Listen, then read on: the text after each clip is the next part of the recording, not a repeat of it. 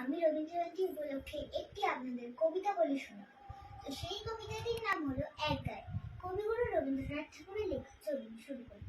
আমরা দুজন একটি গায়ে থাকি, সেই আমাদের একটি মাত্র সুখ। তাদের গাছে গায়ে যে দোয়েল পাখি, তাহার গানে আমার নাচে বুক। তাহার দুটি পালন করা ভেড়া চড়ে বেড়ায় মোদের বটমূলে। যদি ভাঙে আমার ক্ষেতের বেড়া, কোলের পরে নিই তাহারে তুলে। আমাদের এই গ্রামের নামটি খঞ্জনা, আমাদের এই নদীর নামটি অঞ্জনা। আমার নাম তো জানে গায়ের পাঁচজনে, আমাদের সেই তাহার নামটি রঞ্জনা।